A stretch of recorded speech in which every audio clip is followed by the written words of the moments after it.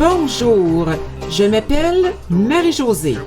Merci d'avoir embarqué avec moi dans l'aventure de mon podcast saison 2. Michel Noël, mon père, mon capitaine. Sur ton bateau, on se lève toujours tôt. Même si on ne veille pas le soir et le jour on travaille dur. Sur ton bateau, on se lève toujours tôt. Mais on ne veille pas le soir et le jour on travaille dur. Sur mon bateau, je voudrais vous embarquer. J'aurais grand besoin de vous pour combattre les baleines.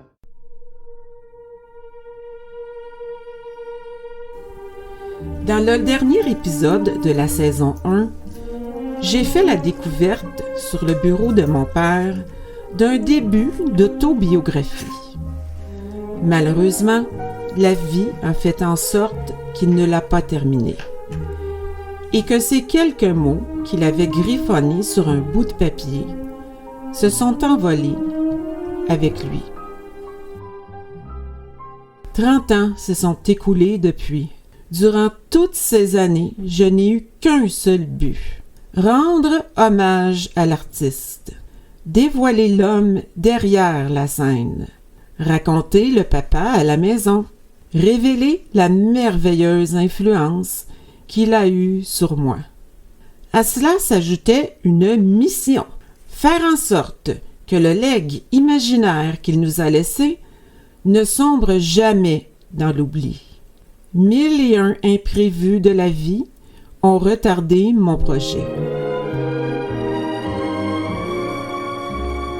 Mais aujourd'hui, après avoir surmonté plusieurs montagnes, je suis prête.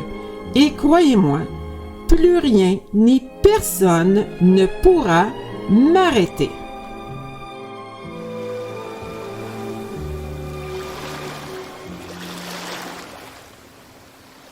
C'est ainsi, avec toute mon âme et mon amour pour lui, que je m'assois chaque jour à son bureau qui fait face au fleuve. Je le sens ici, tout proche. Il m'observe écrire. Il dépose sa main sur mon épaule. Parfois même, il me souffle des phrases.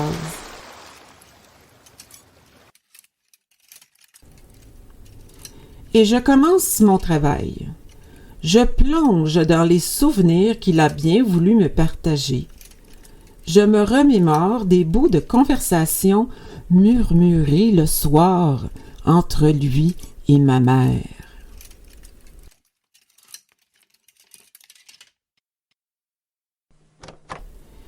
Je ressors les vieux films embobinés de la famille. Je fouille dans mon vieux panier à pique-nique que je traîne fidèlement avec moi depuis près de 40 ans. J'y retrouve des photos en noir et blanc, au coin usé. Je dépoussière mes cassettes VHS qui contiennent de précieux documentaires sur sa carrière. Je visionne les quelques extraits qui ont été conservés sur YouTube où on peut le voir avec ses fameux cartons nous raconter ses histoires extraordinaires.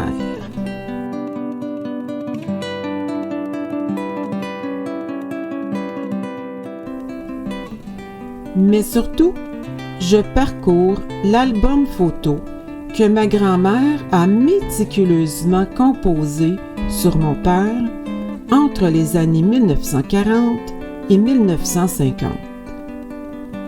Ce trésor que j'ai acquis de façon tout aussi rocambolesque que le bureau s'est révélé être une véritable mine d'or pour mon projet.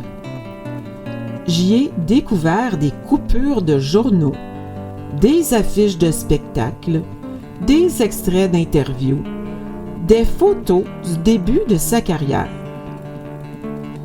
Mais j'ai beau fouiller, me remémorer, revisionner, rechercher, reste qu'il y a de nombreuses pages blanches dans l'histoire de mon père.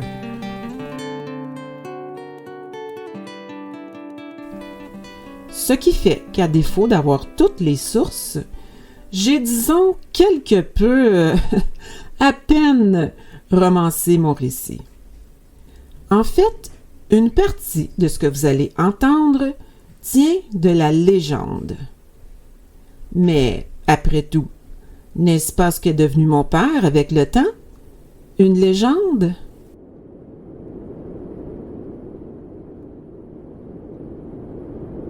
« 1925, dimanche soir, en plein cœur de l'hiver. Un vent de changement souffle.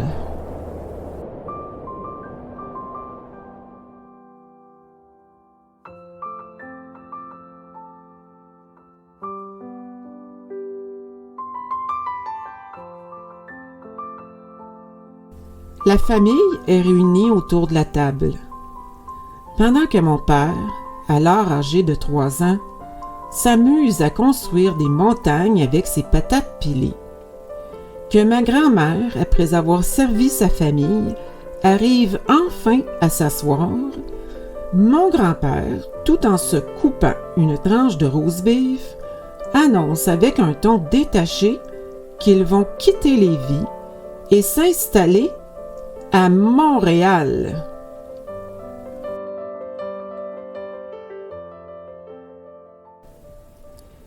Ma grand-mère, qui était sur le point de se prendre un peu de grévy, en eut l'appétit coupé.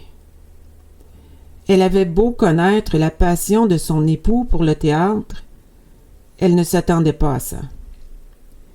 À vrai dire, là, sur le coup, elle lui en voulait. Mais c'est parce que jamais il ne lui en avait parlé.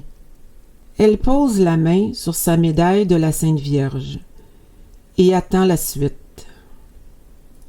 Toujours sur un ton léger, mon grand-père ajoute qu'il est convaincu qu'il aura plus d'opportunités dans cette ville, qu'il pourra réaliser un rêve, subvenir aux besoins de sa famille uniquement grâce au théâtre, qu'il ne sera plus obligé d'avoir 2 emplois, qu'il sera plus souvent à la maison.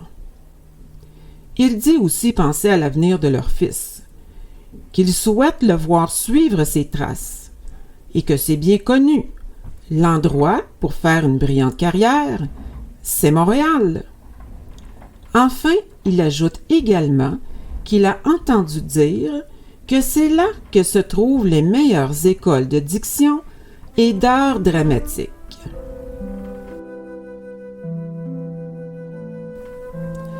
Ma grand-mère est sous le choc. Elle a beau être près de la trentaine, elle n'est jamais allée plus loin que sa ville natale. Comment allait-elle arriver à se séparer de sa famille, qu'elle recevait encore tous les dimanches? De ses amis qu'elle côtoyait depuis la petite école?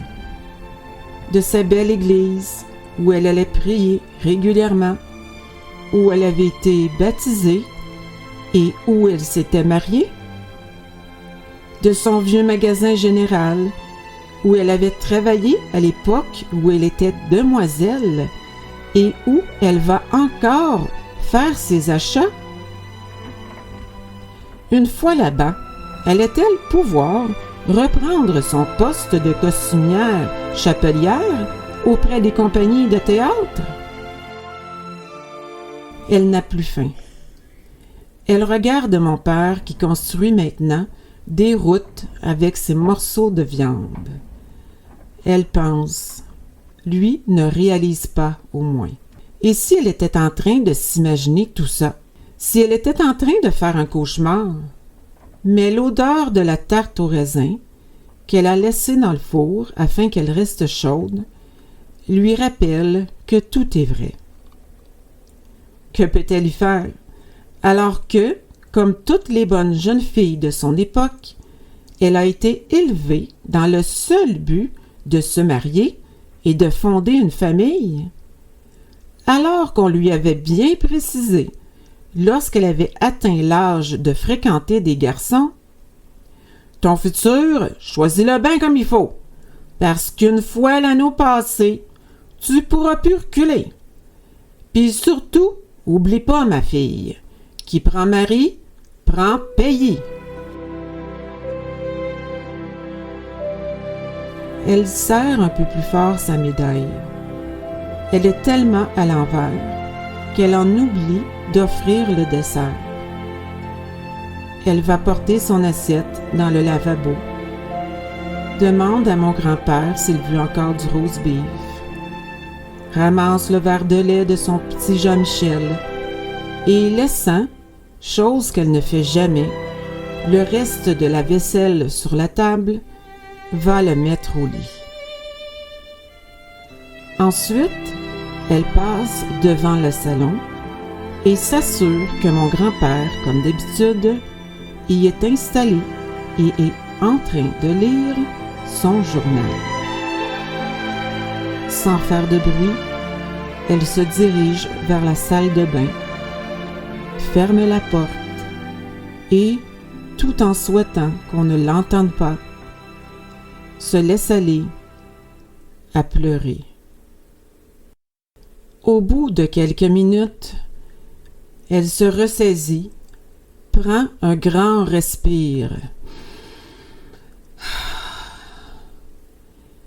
essuie ses larmes, réouvre la porte et retourne dans la cuisine, tout en continuant d'ignorer la vaisselle laissée sur la table et en coupant des pointes de la tarte qu'elle a maintenant sortie du four.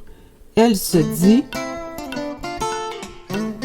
bon ben, la première chose que je vais emballer, ça va être ma machine à coudre. Les dames de la grande ville ont rien qu'à bien se tenir. Parce que, c'est moi qui vous le dis, des beaux chapeaux de même, ils n'auront jamais vu ça. Vous joindrez-vous à moi pour la suite? Je l'espère bien. D'ici là, abonnez-vous à ma page Facebook, Marie-Josée Conteuse, et ayez droit à des extras. Sur mon bateau, on traverse l'océan. On fait des grands voyages sur les îles oubliées. Sur mon bateau, on traverse l'océan.